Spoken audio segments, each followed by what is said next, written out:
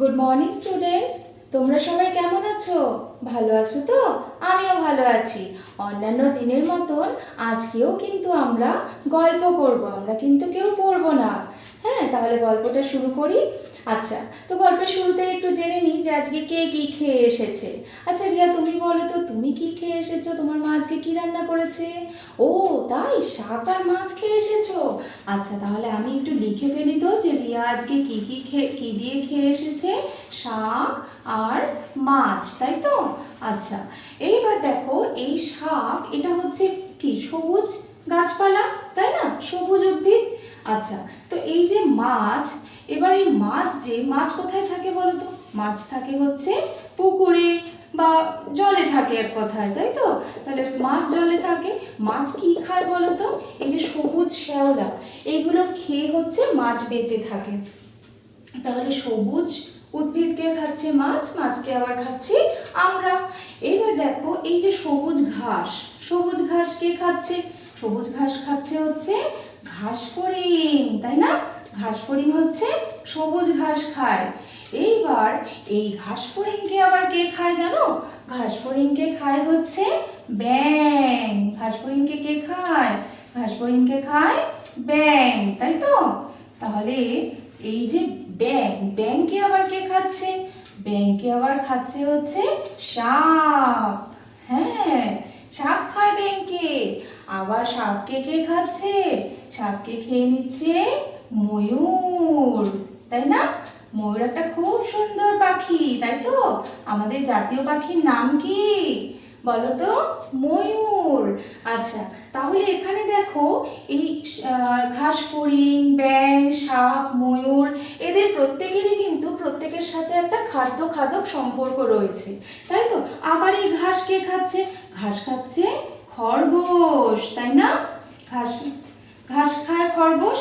আবার খরগোশকে কে খাচ্ছে? খরগোশকে খাচ্ছে শিয়াল, তাই তো?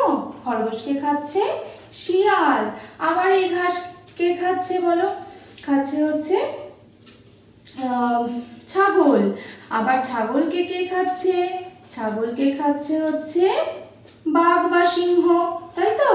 তাহলে এখানে দেখো, আমরা কিন্তু প্রত্যেকের ওপরে খাদ্যের ব্যাপারে একে অপরের ওপর আমরা নির্ভরশীল। এবং এই জীবজগতে প্রত্যেকটা প্রাণী কিন্তু খাদ্যের ব্যাপারে উদ্ভিদের উপর নির্ভরশীল। কেন? কারণ উদ্ভিদ হচ্ছে স্বভোজী, ও নিজের খাদ্য নিজের শরীরে নিজেই তৈরি করতে পারে। কিন্তু প্রাণীরা বা আমরা কিন্তু নিজের খাদ্য নিজেরা তৈরি করতে পারি না। তা আমরা কার উপর নির্ভরশীল? আমরা উদ্ভিদের উপর নির্ভরশীল। এইবার ধরো, এখানে এই ব্যাঙটা হয়তো মারা গেল। তাহলে এই মারা গেলে কি হবে?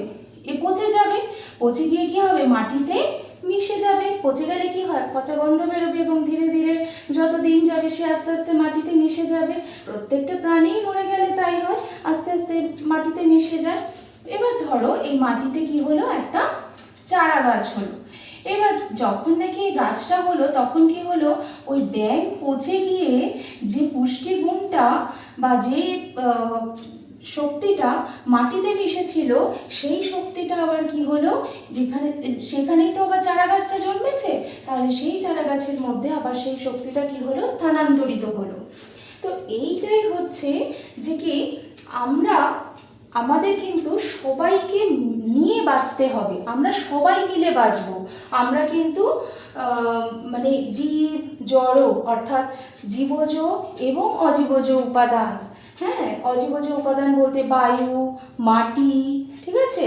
তার মানে কি, এই জীবজগতে এই যে উদ্ভিদ, বিভিন্ন ধরনের প্রাণী, জন্তু, পশু পাখি, মাটি, জল, বায়ু, এই সবাইকে নিয়েই হচ্ছে একটি স্থানের বাস্তুতন্ত্র।